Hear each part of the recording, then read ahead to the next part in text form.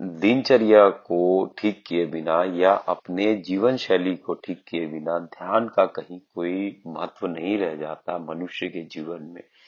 यह ध्यान कहीं पर भी मूल्यवान नहीं रह जाता उस व्यक्ति के लिए जिसने अपनी दिनचर्या अप्राकृतिक रूप से बिताई है, या उस आदमी के लिए जो प्रकृति को छोड़ के या प्रकृति को नजरअंदाज करके अपनी जीवन शैली रखता है। अगर अपनी जीवन शैली को ऐसे रखा है कि आपकी जैसी सुविधा या आपका जैसा वक्त अनुकूल है वैसे अपनी अगर जीवन शैली आपने अगर रखी हुई है, तो ध्यान का मार्ग आपके लिए नहीं है। इस बात को बखूबी जान लीजिए आप।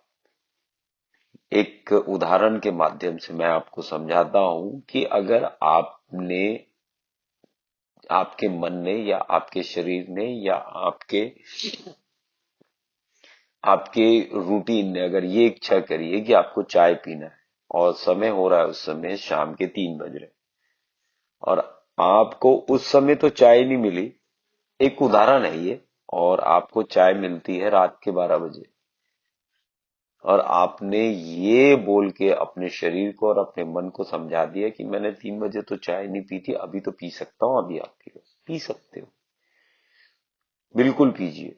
लेकिन जो उस आप पिएंगे और उसके जो परिणाम होंगे वो आपको भुगतने पड़ेंगे।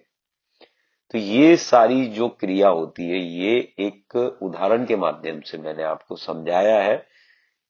ये आप चाय को हटा के आप दूसरी चीजों को भी आप इसमें जोड़ के आप देख सकते हैं। तो अगर आपकी ऐसी जीवन शैली है, अगर आप ऐसी जीवन शैली के अंदर में अगर अपना जीवन व्यतीत करते हैं, तो ध्यान का मार्ग आपके लिए नहीं है। हाँ, अब इसके आगे की बात जो है कि इसके बाद मार्ग कौन सा बच जाता है आपके लिए। तो सबसे पहले आप अपने जीवन शैली को ठीक करेंगे, और उसके बाद में आध्यात्मिक या योगिक क्रियाओं या ध्यान का मार्ग आप चुनेंगे। पहले अप्राकृतिक जीवन शैली को छोड़कर प्राकृतिक जीवन शैली के अंदर में आ जाएंगे। एक उद्देश्य और एक लक्ष्य आप अपने जीवन में जोड़ेंगे कि आपको क्या करना है, कब करना है और कैसे करना है। आपको ये सारी चीजें आपको गहन रूप से समझ आनी चाहिए, और उसके बाद में आप करते हुए इसमें आगे बढ़ेंगे। अगर आप ये सब चीजें नहीं करते हैं, तो हो सकता है कि आप इन सब चीजों के साथ में अगर आपने ध्यान का अभ्यास किया या किसी भी ऐसी विधि का अभ्यास किया जिसके बारे में आपको जानकारी आपके इंटरनेट के माध्यम से अगर मिली है, तो आप ऐसा हो सकता है कि आपको थोड़ी बहुत अनुभूति हो सकती है। लेकिन वो जो अनुभूति होगी वो अधूरी ही होगी, क्योंकि बिना चक्कों के गाड़ी नहीं चल सकती। और जो मार्ग मैं आपको बता रहा हूं ये चक्के हैं, चक्कों से निर्मित होते हुए आपका आपकी पूरी गाड़ी बनेगी, और उसके बाद में आप उसके ऊपर बैठेंगे और आप उसके बाद अपने लक्ष्य को प्राप्त कर सकते हैं।